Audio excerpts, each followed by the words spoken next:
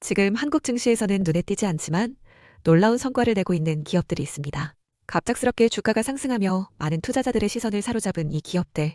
정말 우연한 결과일까요? 아니면 우리가 몰랐던 숨겨진 전략과 계획이 있는 걸까요? 오늘 이 영상에서는 각 기업이 가진 진짜 경쟁력과 앞으로의 성장 가능성을 심층적으로 분석하고 여러분이 투자 결정을 내리는데 꼭 필요한 진짜 정보를 전해드리겠습니다.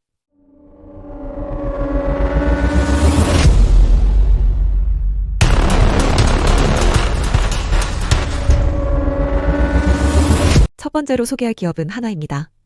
한화는 최근 김승현 회장이 자신의 지분 22.6% 중 절반인 11.3%를 새 아들에게 증여하면서 경영승계 및 지배구조에 대한 불확실성을 명확히 해소했습니다. 이는 단순히 지분을 넘기는 차원을 넘어 한화에너지의 상장과 합병 등 향후 전략적 방향성에 대한 강력한 신호로 평가됩니다. 증여 시점의 주가가 4만 원대였다는 사실은 경영진이 장기적 주가 상승을 매우 긍정적으로 전망하고 있다는 증거로도 해석됩니다. 또한 한화는 방산, 조선 분야에서부터 최근 미국 시장을 포함한 글로벌 항공 MRO 사업까지 사업 범위를 전략적으로 확대하며 세계 시장에서의 입지를 점차 확고히 하고 있습니다. 특히 미국에서 GE와 CFM의 항공엔진 MRO 시설을 확보한 것은 단순한 사업 확대가 아니라 글로벌 항공정비 시장 진입을 위한 핵심적인 전략적 발판입니다.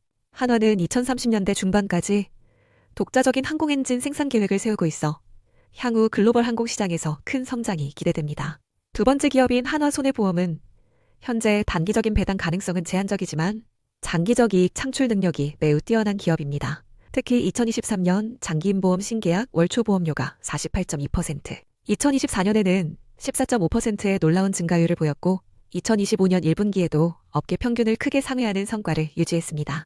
꾸준히 상승하는 계약 서비스 마진과 안정적인 예실차 손익관리 덕분에 장기적인 이익 기반이 매우 견고해졌습니다. 기본 자본 KICS 비율 또한 74.3%로 업계 상위권 수준을 유지하고 있으며 캐롯손해보험 인수로 인해 발생할 초기 비용 부담이 중장기적으로 큰 시너지 효과와 흑자 전환 가능성을 열어놓고 있습니다. 특히 실손보험 비급여 관리를 성공적으로 수행할 경우 보험금 지급 감소로 큰 폭의 이익 개선이 예상됩니다. 현재 PBR이 과거 평균 대비 저평가된 상태이며 장기적 관점에서 매우 매력적인 투자 대상으로 평가받고 있습니다. 세 번째 기업인 한화생명은 최근 외부 경영 환경의 어려움에도 불구하고 내부적인 구조 개선과 장기적 안정성 구축에 집중하고 있습니다.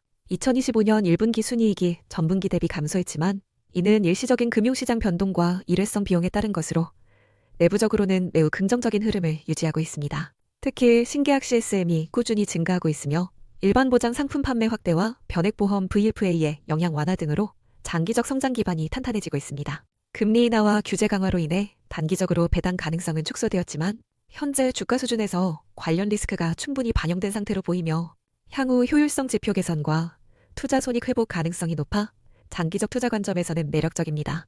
마지막 기업인 한화에어로스페이스는 최근 미국 시장 진출로 큰 주목을 받고 있습니다. GE와 CFM 등 글로벌 주요 항공엔진 제조사의 인증을 획득한 미국 MRO 시설 인수는 글로벌 항공정비 시장에 진입하기 위한 결정적 발판이 되었습니다.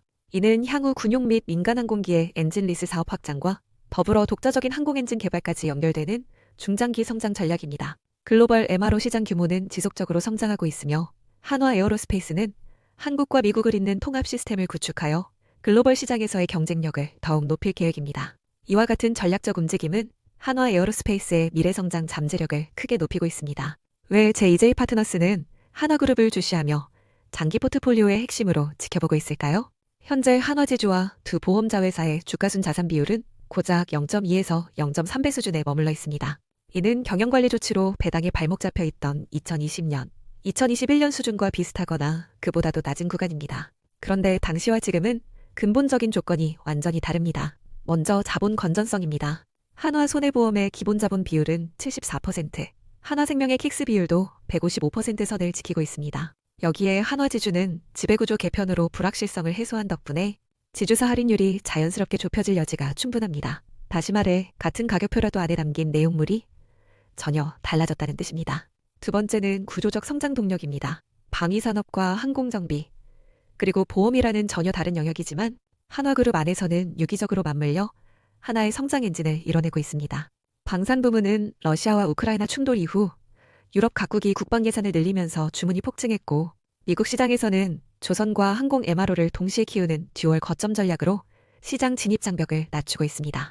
특히 미국 펜실베이니아주 필리조선소 그리고 GCFM 인증까지 확보한 항공엔진 정비시설은 현지 조달이라는 미 정부의 까다로운 조건을 충족시킬 강력한 카드입니다. 반면 보험 부문은 비대면 상품 확대와 여성 특화 상품 고성장으로 고객 구성이 다변화됐고 계약 서비스 마진이 꾸준히 두꺼워지고 있습니다. 이익이 복리처럼 불어나는 구조가 하나둘 현실화되는 단계입니다. 물론 리스크도 있습니다. 자본 규제 일정이 지연되면 배당 재개 시점은 늦춰질 수 있고 급격한 금리 하락 국면에서는 보유 채권 평가액이 줄어들 수 있습니다. 실손 보험 개편이 예정대로 속도를 내지 못한다면 보험금 지급 개선도 늦어질 수 있죠.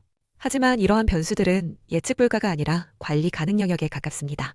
왜냐하면 자회사별로 자본 완충치가 이미 업계 중상위권 수준에 올라와 있고 제2j 파트너스 역시 매분기 실적이 발표될 때마다 자본 비율과 CSM 변화를 면밀히 모니터링하며 해지 포지션을 병행하고 있기 때문입니다. 그렇다면 앞으로의 가격 시나리오는 어떨까요? 저는 3단계로 나눠서 설명드리고 싶습니다. 첫째, 지주사 할인 축소 단계입니다. 지분 증여로 승계 작업이 사실상 마무리됐기 때문에 시장이 이를 반영하기 시작하면 최소 15%에서 20% 정도의 자연스러운 리레이팅이 가능하다고 봅니다. 둘째, 배당 파이프라인이 열리는 단계입니다. 2027년이면 규제 완화 없이도 배당 가능 이익이 충분히 확보될 것으로 예상되는데 그 시점에 동종 국내 지주사 평균 배당 성향만 적용해도 현 주가 대비 배당 수익률은 6% 이상이 됩니다. 셋째, 글로벌 사업 확대 실적이 본격적으로 재무제표에 반영되는 단계입니다.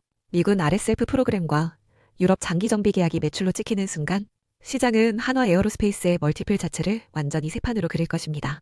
이 3단계가 순차적으로 혹은 동시에 진행된다면 지금 보수적으로 잡은 목표 주가조차 도달점이 아니라 통과점이 될 수 있습니다. 그러면 개인 투자자는 어떻게 대응해야 할까요? 저는 분할 매수와 섹터 분배 2가지 원칙을 강조드리고 싶습니다. 분할 매수는 변동성을 친구 삼는 방식입니다.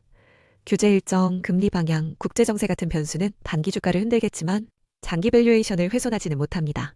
따라서 시간을 분할해 3번에서 4번에 걸쳐 포지션을 구축하면 평균 단가를 합리적으로 낮출 수 있습니다. 섹터 분배는 각 계열사가 가진 고유 리스크를 상쇄하려는 목적입니다. 방산과 항공은 환율과 국제 원자재 가격에 민감하고 보험은 금리와 규제에 민감합니다. 두 섹터를 6대4 비율로 조정하면 어느 한쪽 리스크에 포트폴리오가 과도하게 흔들리는 일을 줄일 수 있습니다. 만약 보험 비중이 절반을 넘어선다면 국제 선물이나 금융 섹터 풋옵션으로 최소한의 해지를 갖추는 것도 좋은 전략입니다. 마지막으로 하나그룹 이야기에서 꼭 짚고 넘어가야 할 부분이 하나 더 있습니다. 바로 시간입니다. 기업의 체질 개선, 규제 환경 변화, 글로벌 시장 진입은 하루아침에 끝나지 않습니다.